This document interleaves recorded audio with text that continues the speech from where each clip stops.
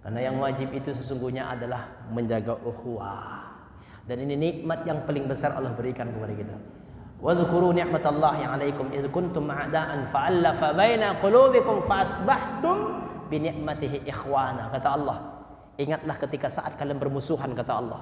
Lalu Allah satukan hati kalian dengan nikmat yang Allah berikan kepada kalian, yaitu nikmat ukhuwah. Nikmat persaudaraan. Ini enggak boleh kita rusak nih. Nikmat persaudaraan enggak boleh kita rusak. Ini yang penting harus kita jaga. Hubungan ukhuwah di antara kita. Silahkan kita berbeda pemikiran, silahkan berbeda baju, ya, enggak apa-apa. Tapi hati, hubungan ukhuwah tetap dijaga. Betul tidak, Pak? Harusnya begitu. Ya. Jangan gara-gara beda pemahaman kita dengan dia, lalu ketika dia mengucapkan salam kita tidak mau jawab, ketika dia mau bersalaman kita nggak mau jawab. Hati-hati nih. Kadang-kadang ada orang-orang yang seperti itu. Mengucapkan salam, dia nggak mau jawab. Kenapa? Beda pemahamannya dengan saya. Mau bersalaman, dia elakkan tangannya. Kenapa? Dia beda dengan saya. Ini tanda akhir zaman, kata Nabi SAW.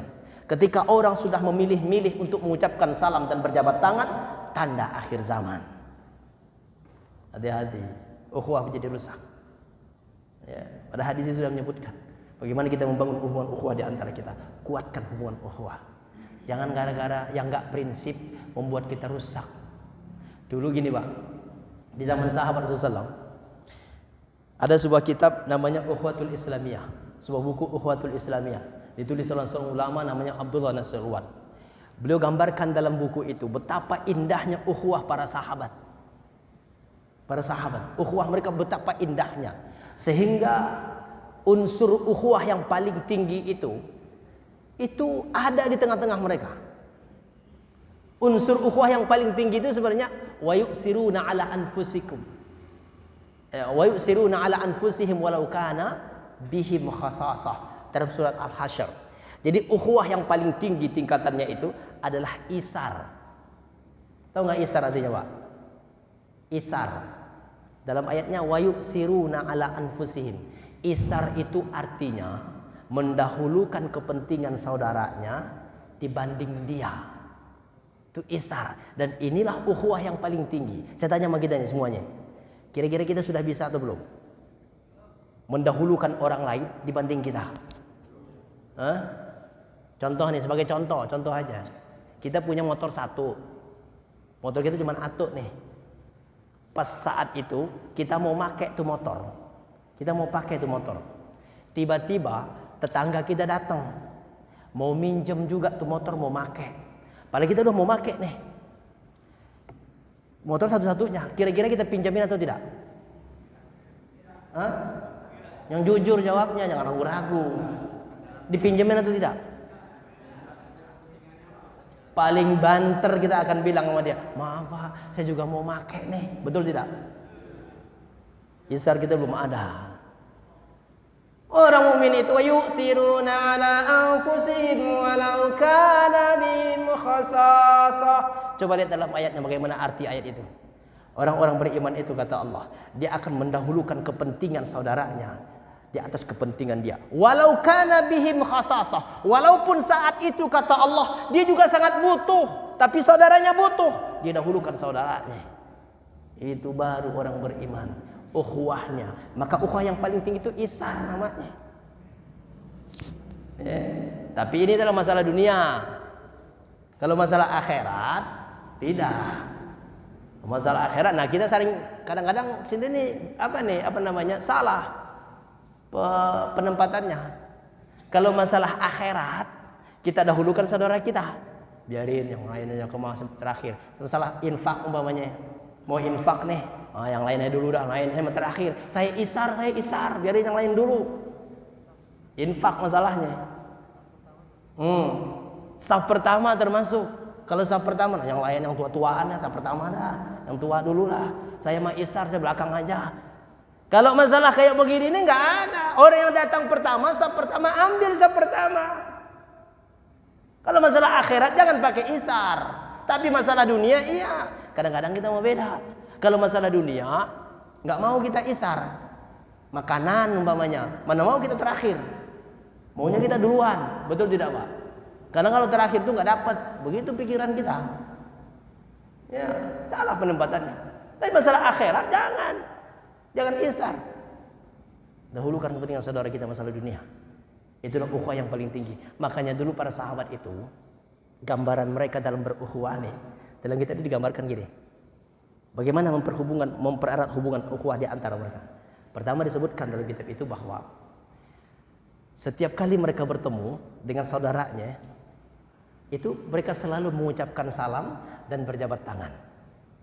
Itu diamalkan oleh para sahabat. Makanya Nabi mengatakan, "Ala adullukum ala syai'in idza fa'altumuhu tahabbabtum." Maukah aku beritahu kepada kalian, kata Nabi, tentang sesuatu. Kalau kalian lakukan sesuatu itu akan saling mencintai di antara kalian. Kata sahabat, "Bala ya Rasulullah." Iya wahai Rasulullah. Apa yang sesuatu itu? Kata Nabi, "Afsus salam bainakum." Tebarkan salam di antara kalian, maka kalian akan saling mencintai. Apa maksudnya? Kalau ketemu, ucapkan salam. Ini mah kalau ketemu mah jarang kita pakai salam. Mau kemana? Begitu doang. Salam dulu, assalamualaikum gitu. Baru kalau mau apa terserah mau ngomong apa. Salam dulu. Dan sunnahnya setelah bersalam, salaman kalau ketemu. Harus begitu. Nah, kadang-kadang kita ada orang Islam, ada orang Muslim alergi dengan salaman sama salam. Kalau kita ketemu sama dia, mengucapkan salam dan selalu bersalaman, lama-lama dia nandain kita. Dari jauh dia lihat, ya dia lagi tuh kata dia. Tuh orang salaman mulu, begitu kata dia. Ya. Alergi dengan salaman. Padahal tahukah kita keutamaan mengucapkan salam itu doa dan itu adalah ibadah. Dan bersalam berjabat tangan itu adalah menggugurkan dosa, kata Nabi SAW. Menggugurkan dosa. Tapi salamannya yang benar. Nabi mengajarkan salaman. Idza laqiya akhahu muslim. Apabila dia bertemu dengan saudaranya sama muslim, fa akhadha biyadihi. Dia ambil tangan saudaranya. Dia pegang erat tangan saudaranya itu, dia tatap wajahnya, lalu dia berikan senyuman. Dan dia tidak lepaskan tangannya sebelum saudaranya mau melepaskan tangannya. Itulah salaman yang menggugurkan dosa. Salaman begini doang. Itu mah bukan menggugurkan dosa. Menggugurkan dosa itu pegang, tatap wajahnya, berikan senyuman. Apalagi kalau ada orang salaman, dia salaman di sini ngomongnya kemana-mana. Ada tidak? Salamannya sama orang, tapi wajahnya kemana-mana. Ada kan? Kaplok wajahnya kalau begitu. Tatap wajah saya. Emang sunnahnya begitu. Tidak beradab kita ketika bersalaman dengan orang lain, lalu wajah kita kepada yang lain enggak beradab. Tatap wajahnya, berikan senyuman. Jangan lepaskan tangannya sebelum yang melepaskan tangannya. Tapi kalau udah mau lepas, entar dulu, jangan lepas. Itu salaman yang menggugurkan dosa. Itulah yang disebut Nabi, "Ma min muslimaini yaltaqiyani fayatasafahani illa ghufira lahum qabla ayatafarraqa." Tidaklah dua orang muslim lalu mereka bertemu dan berjabat tangan keduanya dengan erat, maka dosa-dosa mereka diampuni, digugurkan oleh Allah sampai mereka berpisah. Makanya kalau ketemu itu salaman. Tapi lihat situasi. Entar dua-duanya bawa mobil. Assalamualaikum, turun dua-duanya, salaman di jalan, marah orang. Jalan raya. Lihat situasi juga. Ya, atau naik motor, turun dua-duanya, salaman dulu. Orang udah ngantri mau lewat. Marahin orang. Itu lihat situasi. Kalau assalamualaikum jauh, assalamualaikum. Ya wajib silakan. Assalamualaikum warahmatullahi wabarakatuh.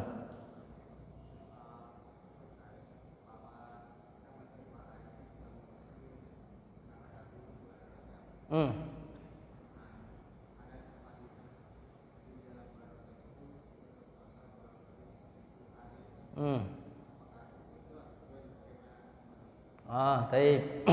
Sekarang besok tanggal 1 Rajab ya. Ya, masuk Rajab besok. Taib. Jadi ada beberapa bulan dalam Islam ini kadang-kadang memang, tapi ini karena semangatnya kita.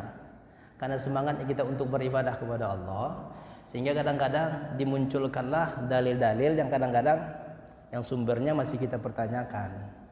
Contoh umpamanya tentang dalil puasa 10 hari pertama di bulan Rajab. Disebutkan dengan keutamaan-keutamanya hari pertama, hari kedua, hari ketiga, keempat. Kalau ditanya dalilnya, adakah dalilnya? Saya belum menemukan dalil hadis yang kuat tentang itu. Makanya saya nggak bisa jawab, karena saya belum menemukan dalil yang kuat tentang itu. Jadi saya nggak tahu dalilnya. Ada tidak dalilnya itu saya belum tahu. Tapi ketika saya baca tentang tulisan-tulisan itu, banyak ulama mengatakan hadis-hadis tentang itu tuh hadisnya marfu, hadisnya tuh tertolak hadisnya, lemah hadisnya. Artinya nggak bisa dijadikan sebagai dalil yang kuat, gitu maksudnya. Lalu kenapa ada pendapat seperti itu? Karena memang Rajab itu salah satu bulan haram. Kan dari 12 bulan itu ada 4 bulan disebut bulan haram, ya kan? Muharram, Zulqa'dah, Zulhijjah, Muharram, Rajab. Apa keutamaan bulan haram itu? Keutamaan bulan haram itu adalah, lihat dalam hadisnya Ibnu Abbas radhiyallahu anhuma. Keutamaan bulan haram itu adalah ibadah yang paling utama di bulan-bulan haram itu meninggalkan perbuatan dosa. Itu ibadah pertama tuh, paling utama tuh di bulan-bulan haram. Kedua, menghidupkan amalan-amalan sunnah. Mungkin inilah yang membuat munculnya pendapat itu. Sehingga 10 hari pertama puasa bulan Rajab, hari pertama ini, kedua ini dan sebagainya. Tapi salah hadis dalilnya adakah? Saya belum menemukan hadis yang kuat tentang itu. Termasuk ketika kita ada medsos itu beredar di mana-mana, barang siapa yang memberikan kabar tentang masuknya bulan Rajab, maka dia akan terjaga dari api neraka dan sebagainya. Betul tidak? Ada kan? Nah, ini juga saya belum menemukan dalilnya. Mungkin hanya karena semangat bulan haram muncullah seperti itu. Ya, muncullah semangat itu. Allahu a'lam bishawab. Seperti itu ya. Jadi saya tuh punya kitab hadis, ada 6 kutubus sittah, saya punya kitab hadis di rumah. Saya sudah cari hadis tentang itu, saya belum menemukan hadis tentang itu. Jadi saya penasaran juga dengan kiriman-kiriman itu, saya cari itu ada nggak sih sumbernya dari mana? Saya belum menemukan. Ya, saya punya kitab hadis Bukhari, Muslim, An-Nasa'i, Tirmizi, Ibnu Majah, dan Abu Daud. Itu tuh satu jilidnya bisa ada yang 5 kitab satu jilidnya, satu kitab hadisnya itu ada yang 7 jilid, ada yang 5 jilid. Nah, saya udah berusaha mencarinya, tapi saya belum menemukan seperti itu. Mungkin ada yang bisa menemukan, saya tidak tahu, tapi saya belum menemukannya. Ya, Allahu a'lam bishawab. Tapi kalau mau beribadah bulan Rajab ya luar biasa. Karena itu salah satu bulan haram. Hidupkan amalan sunnah kita. Jaga diri kita dari maksiat. Karena itulah penafsiran dari ayat Allah dalam surah At-Taubah ayat 36 itu. 4 bulan haram. Agar kita menjaga diri dari perbuatan yang diharamkan oleh Allah, bermaksiat, dari perbuatan maksiat, dan menghidupkan ibadah-ibadah sunnah. Ya, mulai besok nih bulan Rajab. Jaga diri kita. Hidupkan amalan sunnah. Perbanyak amalan sunnah. Allah alam besar. Baik, Haji.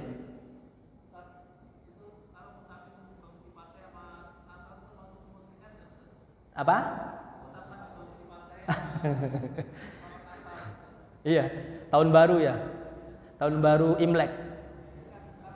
Itu pengucapan tahun baru atau termasuk itu ritual agama mereka?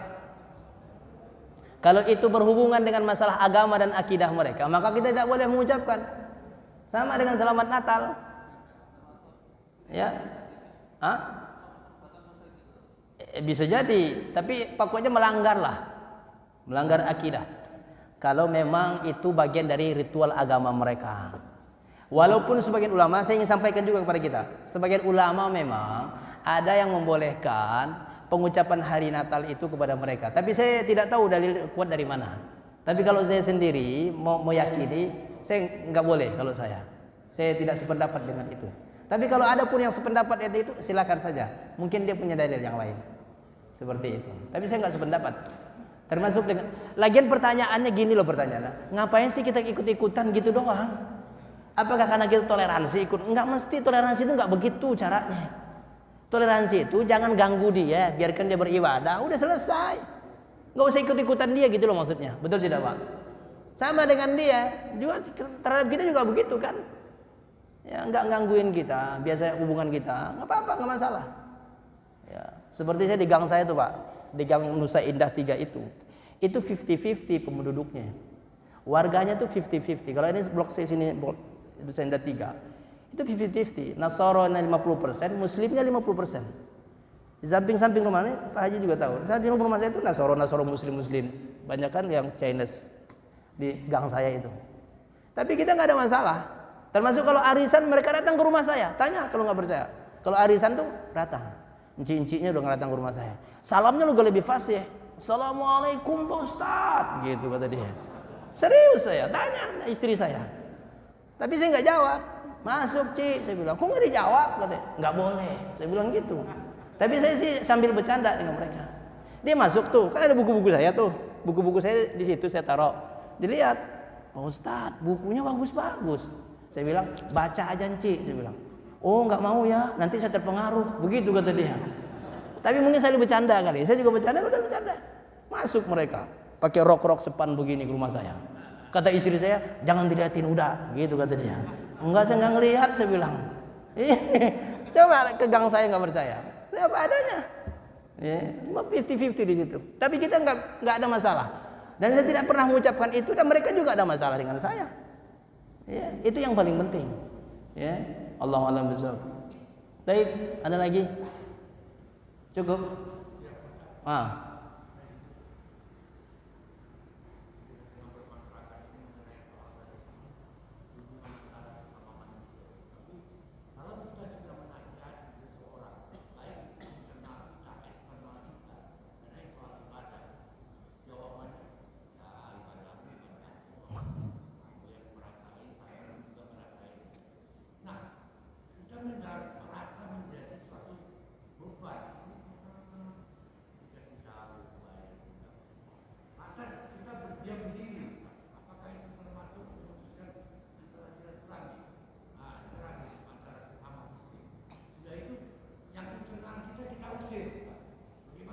Baik, jazakallah khairan. Pertama adalah, bolehkah kita menasihati orang yang kadang-kadang responnya nggak baik kepada kita? Kita bisa lihat dalam surah Al-A'raf. Ketika di akhirat nanti Allah ketika tanya kepada seseorang yang memberikan nasihat kepada orang-orang yang jelas akan masuk neraka. Ketika itu dikatakan kepada mereka, kenapa kalian masih mengingatkan dia? Padahal dia sudah jelas-jelas akan masuk neraka. Paling tidak kata Allah, ketika itu engkau jawab kepada Allah, ma'ziratan, ya Allah, aku sudah nasihati dia. Jadi tanggung jawabku selesai. Selesai di hadapan Allah. Jadi bukan berarti kita nasihati dia, lalu dia responnya negatif ke kita, lalu kita katakan udah, pokoknya terakhir enggak nasihatin lagi, terserah mau masuk neraka. Enggak begitu juga. Paling tidak kata Allah, engkau punya alasan di hadapan Allah. Nanti ketika ditanya oleh Allah, sudahkah engkau mengingatkan dia? Kita jawab, sudah. Selesai urusan kita. Paling tidak begitu. Seakan-akan Allah ingin mengatakan kepada kita, sia-sia engkau ingatkan dia. Dia juga bakal masuk neraka. Tapi di hadapan Allah tidak ada yang sia-sia. Paling tidak di hadapan Allah ada jawaban kita. Saya sudah ingatkan dia. Ya Allah, maka selesailah tugas saya. Makanya bahasa Al-Quran itu paling banyak. Fazakir innama anta muzakir. Ingatkan kata Allah. Ingatkan. Itu bahasa Al-Quran itu mengingatkan. Kenapa Allah memerintahkan? Karena kebanyakan kita ini sebenarnya udah tahu. Sudah tahu, kita semua sudah tahu. Cuman sering lupa, lalai. Makanya bahasa Al-Quran fazakir. Ingatkan kata Allah. Innama anta muzakir. Ya. Fadzakir wa dzakir innama dzikratan fa'ul mu'minin. Ingatkan kata Allah, karena sungguhnya peringatan itu adalah yang terbaik bagi orang-orang mukmin. Ya. Ini azan udah selesai, qomat juga udah selesai, sampai kapan kita selesai ini? Cukup ya? Cukup. Baik. Ini saja. Kalau belum selesai nanti di luar kita selesaikan, Pak Haji. Allahu a'lam bishawab. Subhanakallah wa bihamdika, asyhadu an la ilaha illa anta, astaghfiruka wa atubu ilaik. Assalamualaikum warahmatullahi wabarakatuh.